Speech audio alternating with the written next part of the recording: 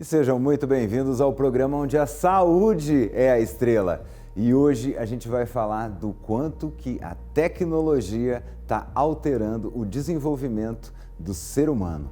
Então repare que todas as gerações a gente sempre fala que no meu tempo era melhor. E agora, esse tempo que a gente vive, onde as gerações elas não se dividem mais em décadas, elas se dividem em poucos anos e já existe um afastamento muito grande. Enquanto isso, escolas que antes estavam totalmente digitalizadas, hoje já estão querendo voltar para o lápis e para o papel. Por que será? A gente vai descobrir isso e muitas dicas então para lidar com quem está crescendo nessa geração, envolvido em TikToks, Instagrams e tecnologia e inteligência artificial. Qual será o impacto na nossa inteligência real? Depois da vinheta.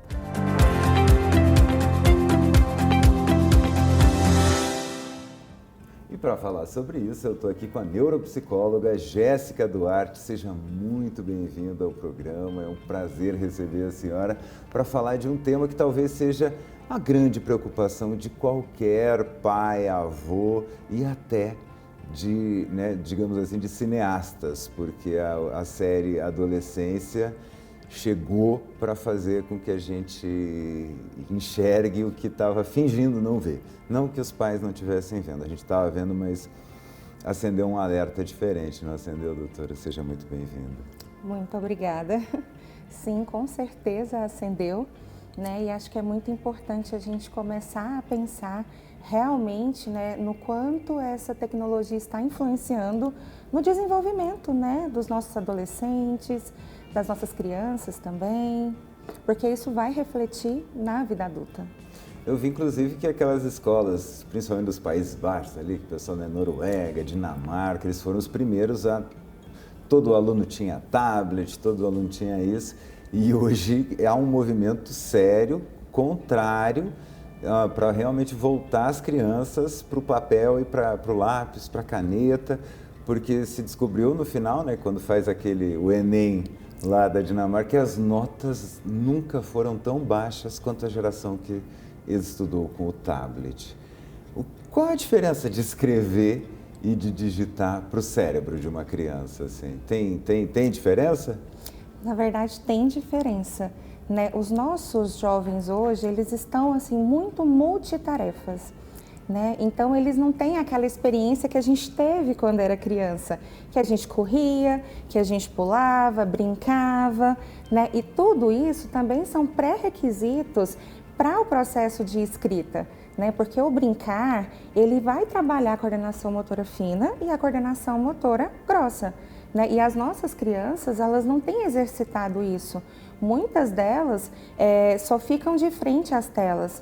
Né? Então, acaba que a coordenação motora fica prejudicada, a atenção fica prejudicada, o sistema proprioceptivo também. Né? Então, essas crianças, elas acabam que elas perdem essa percepção, né, de si, porque o sistema proprioceptivo é isso, é como que, né, o indivíduo vai se perceber em movimento em relação ao ambiente. E para o processo de escrita, isso é muito importante. Né? Então, as nossas crianças, elas não estão mais conseguindo ter o mesmo desempenho porque elas não estão exercitando e não estão adquirindo pré-requisitos básicos para conseguir, inclusive, aprender.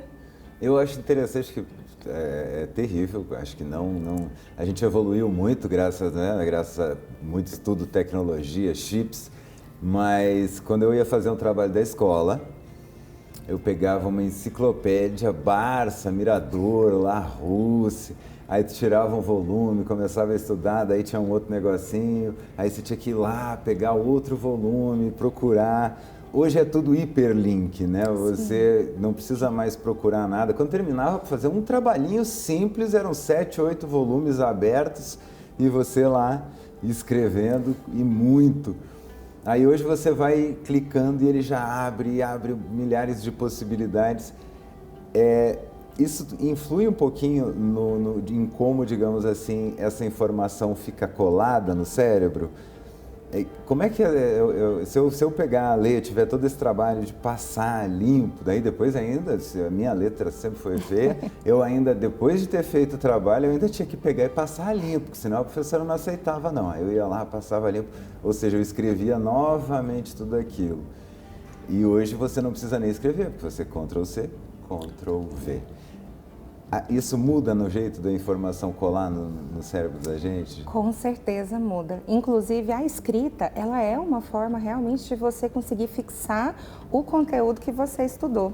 Se eu só, né, na verdade, a maioria nem lê, só pega o conteúdo, né, igual você falou, copia e cola. Na nossa época, né, eu lembro de ir na biblioteca fazer pesquisa. Minha mãe me levava, eu passava a tarde lá fazendo os meus trabalhos, né? Então, e hoje em dia as crianças não têm mais isso, né? Elas tá tudo muito a tempo e a hora. E isso acaba afetando muito a memória, afetando a atenção dessas crianças, porque eles não estão de fato presentes ali fazendo e adquirindo conhecimento ou repertório, né? Eles só estão, é mais uma atividade que eles estão executando no automático ali. As nossas crianças, elas não têm mais o que a gente tinha, né, de ter que ter todo aquele exercício de fato ler, estudar. Isso traz consequências, né, no caso do desenvolvimento, né, escolar dessas crianças, porque eles estão ficando aquém.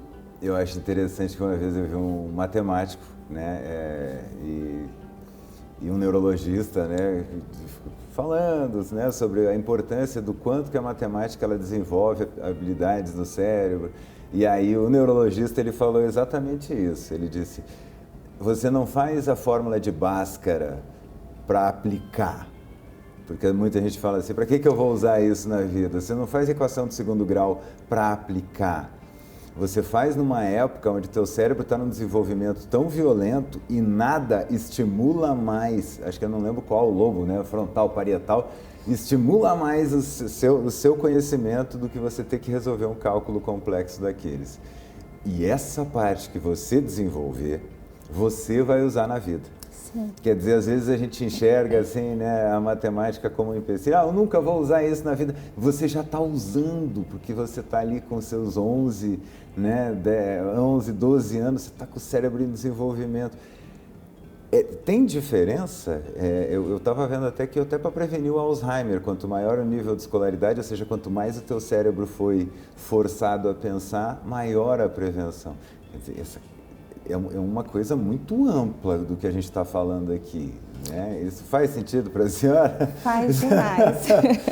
Faz muito sentido, porque na verdade, né, inclusive agora nos estudos neurocientíficos, a gente sabe que o cérebro ele está em formação até os 24, 25 anos de idade, né, que a gente fala até que é a adolescência, porque a adolescência ela não é mais considerada só até, né, os 19 anos. De acordo com a Organização Mundial da Saúde, sim, mas de acordo com a neurociência, é até os 24, 25. E aí, nesse período, o córtex pré-frontal, ele ainda está em processo de formação. E aí, nesse período, justamente que todo esse conteúdo que você trouxe é fundamental, porque a gente tem o sistema límbico que está em formação, que é o centro das emoções, e ele acaba tendo, né, uma maturação primeiro. Só que o que é responsável pelo raciocínio, né, por fazer com que a gente, eu vou dizer assim, que seja o nosso freio ali, né, é o córtex pré-frontal.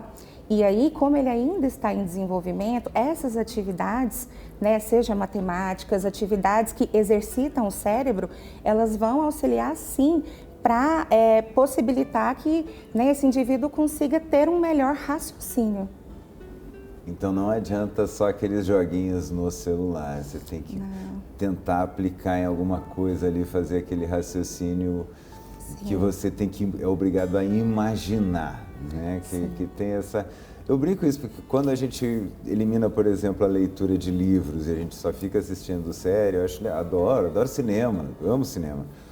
Mas tem uma diferença quando você recebe tudo pronto e quando você é obrigado a imaginar o cenário, né? Você está lendo um livro, você é obrigado a imaginar o cenário. E a gente está vendo que, né, a leitura está caindo muito. A cada geração que vem, a leitura está caindo muito. E não é à toa, é porque novas mídias sempre vêm por aí, né? O livro é uma mídia, né? Mas uma das mídias mais antigas da humanidade, né? É o livro. Então, hoje a gente já tem outras e as pessoas estão cada vez menos indo para o livro. Tem alguma implicação isso, da gente parar de usar a imaginação? Porque muita gente diz assim, o ser humano é inteligente, é isso que nos diferencia dos animais. Até é bom que essa esteja aqui, porque eu sempre brinco. Não, o que nos diferencia dos animais é a imaginação. Os animais têm inteligências em vários graus, mas a capacidade de fazer gambiarra, o animal, né? É nossa. Essa coisa de conseguir imaginar e olhar assim, e falar, nossa, será que a Terra ela é redonda? Será que é? Tem uma coisa esquisita. Esse tipo de imaginação violenta e de curiosidade, eu acho que é o que mais nos diferencia e como que isso vai evoluir sem a gente precisar imaginar, vindo tudo pronto pra gente. Na verdade não vai, né? Porque é muito importante ter esse senso crítico e a gente só adquire o senso crítico através de leitura, através, né, de adquirir novos conhecimentos.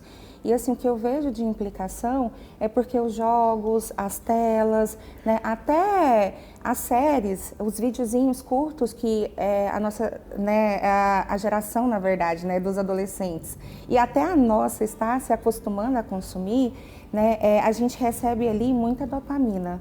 Ou seja, é um prazer muito instantâneo, só que isso por si só acaba que não se sustenta.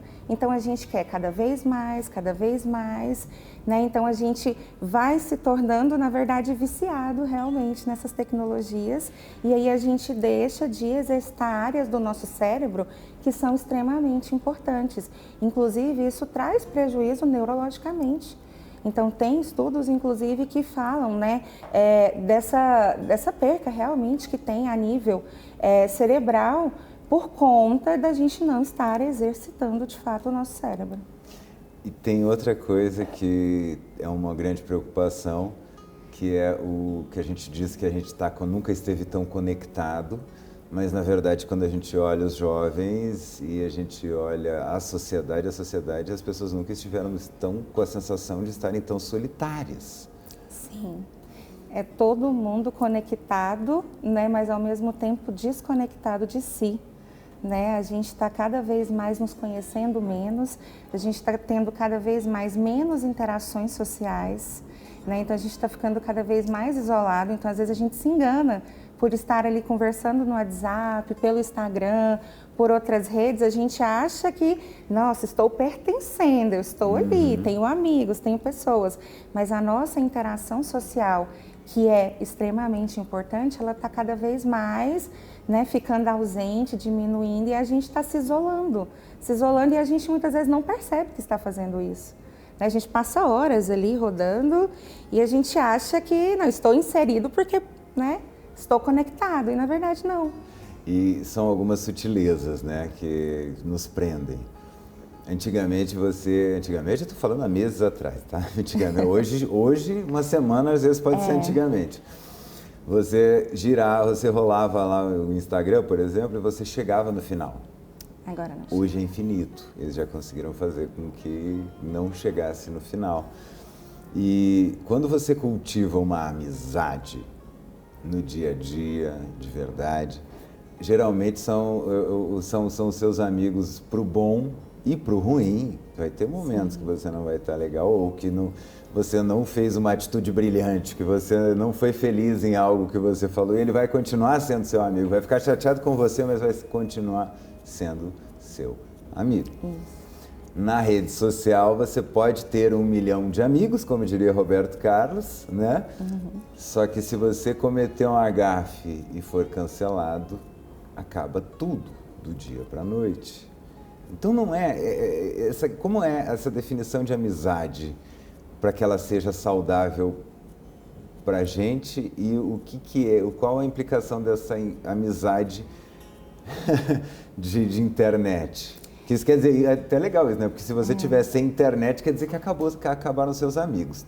Sua amizade depende da internet, antes de mais nada. Tem pessoas que realmente só se relacionam pela internet. E é muito superficial, né? Na internet a gente adquire papéis, né? Então, na verdade, a gente acaba fazendo uma performance na internet do que é esperado da gente, do que está sendo aceito. Então, a gente vai se moldando de acordo com cada fase que a internet tem, né? Então, a gente acaba se adaptando a isso. Então, muitas vezes, a gente não mostra de fato o que a gente quer. Então, a gente não tem, né, amizades reais porque tem o mesmo gosto, porque, né, tem coisas em comuns. Eu tenho amizades muitas vezes pela quantidade, porque eu vou ter muitos likes, muitos seguidores, eu vou ter muito engajamento, né? E isso acaba sendo algo que hoje é muito desejado. E, na verdade, a gente está ficando cada vez mais deficiente no sentido de habilidades sociais. A gente não tem mais, você pode perceber que até os adultos estão tendo dificuldades com tolerância à frustração, a gente não vivencia mais o tédio, a gente não vivencia mais conflitos pra gente, porque resolução de conflitos é uma habilidade extremamente necessária nas habilidades sociais. Então, eu preciso conseguir fazer essa resolução, que foi o que você falou. Vai ter situações ali que não vão ser confortáveis. Como que eu vou resolver isso? Como que eu vou entender a consequência dos meus atos? Se eu não vivencio isso, se tudo que me incomoda eu retiro, né? Então, eu nunca vou ser frustrada, eu nunca vou vivenciar nada que seja desagradável. E aí? Né? Então, eu, na verdade, eu não estou aprendendo, de fato, a conviver socialmente. Eu estou só, né, existindo ali. Tem uma frase muito boa naquele desenho simples, aquele Procurando Nemo, né? Que fala, não, mas eu não quero que nada aconteça com meu filho. E aí a outra, mas se nada acontecer com ele, nada vai acontecer. A frustração, ela faz parte, e o ser humano, ele é capaz de viver um pico, que aí não seria pico, né? Seria um platô de felicidade a vida inteira. O cérebro aguenta isso? Bom, na verdade, a gente não vive, né, dessa forma. Até a felicidade, para a gente estar feliz, não existe uma felicidade constante.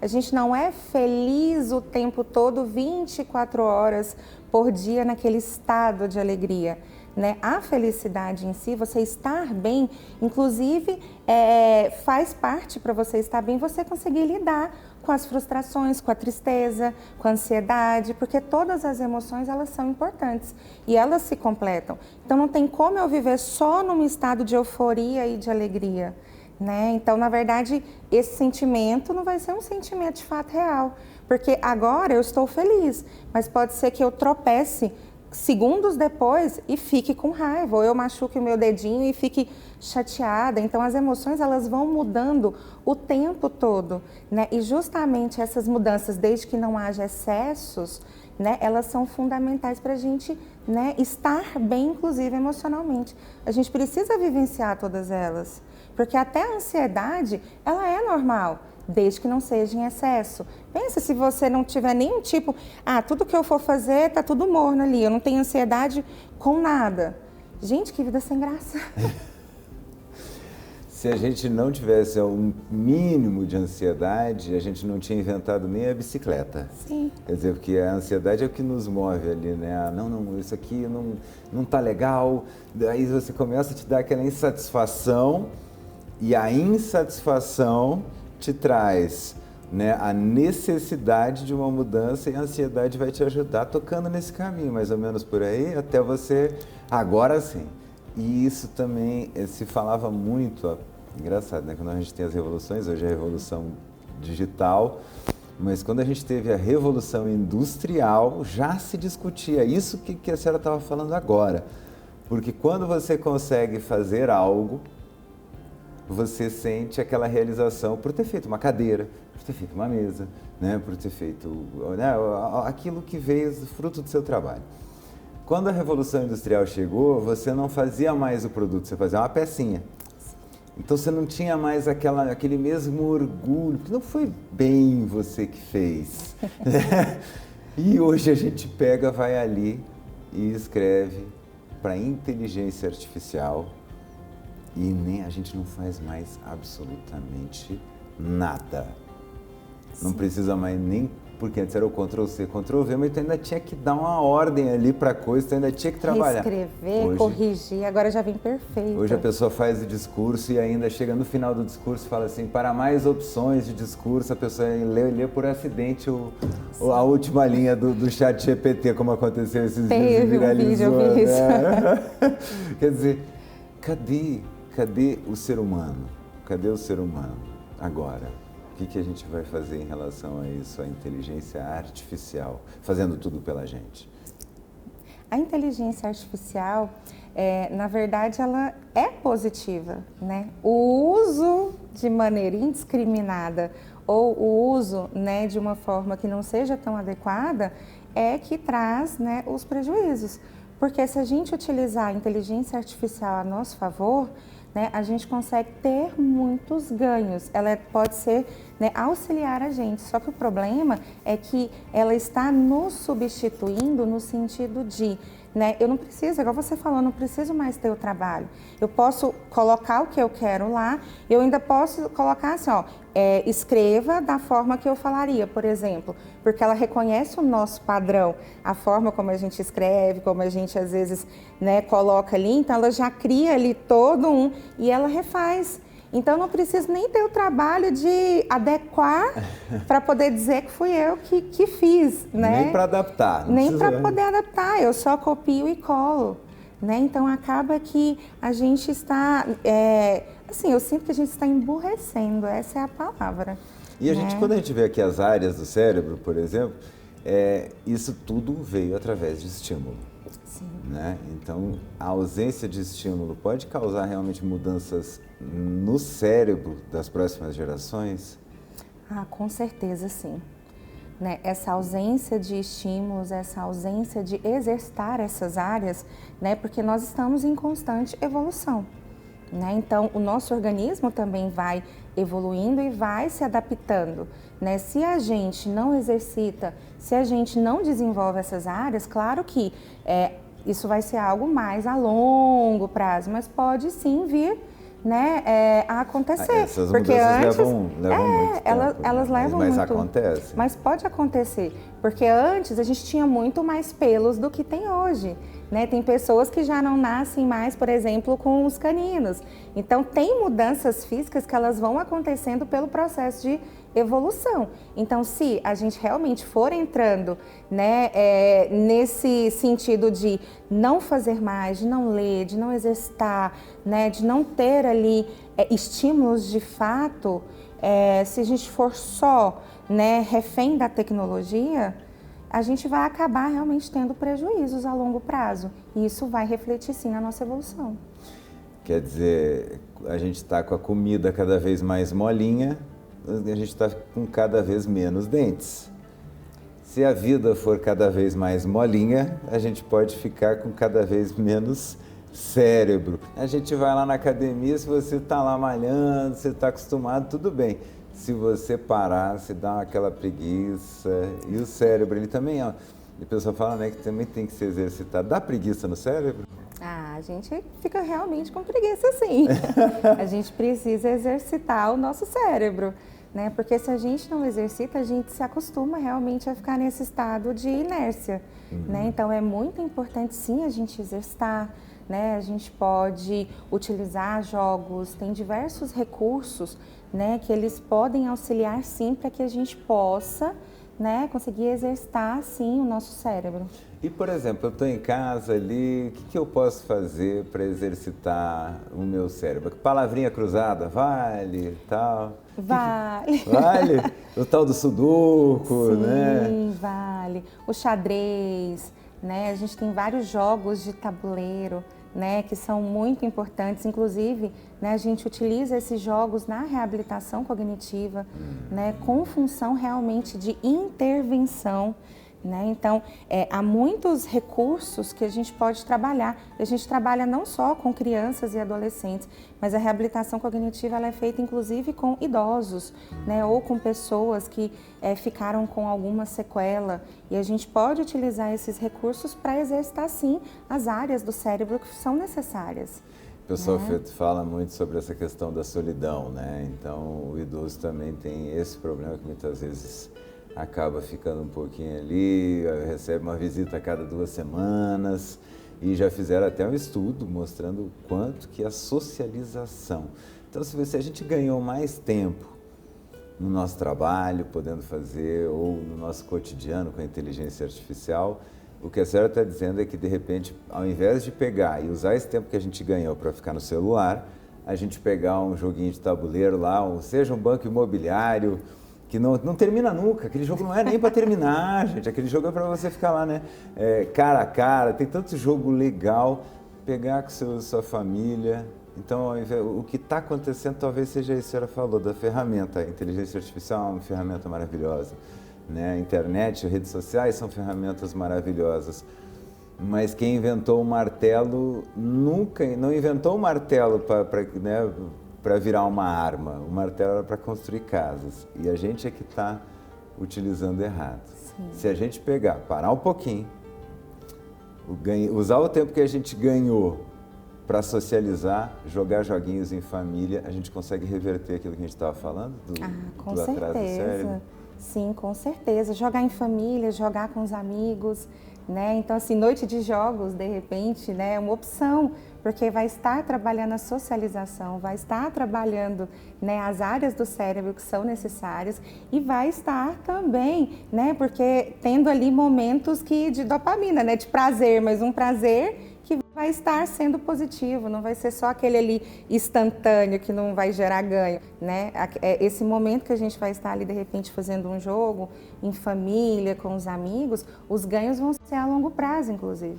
Não é a dopamina do arrasta para cima, Sim. É a dopamina do fica aqui, né? Isso é diferente. Infelizmente a entrevista voou, mas eu queria que a senhora deixasse um tchauzinho pro pessoal, suas redes sociais, né? E um recadinho para quem está em casa também. Sim, eu gostaria de agradecer, né, a oportunidade, gostaria de falar, né, que é um privilégio estar aqui, né, a minha rede social é jessica.aba, né, eu trabalho no Instituto Ser e Crescer e nós temos uma parceria com o IAFAS, né, e o IAFAS, ele né, Essa eu posso passar de novo? Claro. E o Não, ela vai fazer... Tá, isso, e o IAFAS aí. Eu falei no Instagram. É melhor começar desde o começo a tua despedida. Olha para aquela câmera e faz desde o começo. É que deu branco agora. Não tem problema não, tá tudo certo. Pode? Isso, deixa fechadinho nela, ela vai fazer desde o começo. Eu gostaria de agradecer, né, a oportunidade de estar aqui, né, fico muito feliz, né, pelo convite. O meu Instagram é jessicaduarte.aba, né, eu sou gestora no Instituto Ser e Crescer e nós temos uma parceria com o IAFAS, né, que ele é o Instituto de Apoio do setor, né, de terceirização de obras, e ele oferece apoio psicológico, treinamento, né, ele oferece uma rede de apoio para esses funcionários, né, e nós lá prestamos essa assistência psicológica, né, tanto para crianças, adolescentes e adultos. Muito obrigado. E é isso, né, gente? Ó, ganhou o tempo, ao invés de jogar o tempo fora de novo ali, ó, na tecnologia, usa o tempo que você ganha com a tecnologia para viver com pessoas de verdade. Olha que eu garanto que vai fazer muita diferença na sua vida, tá bom? Grande beijo, até o próximo programa.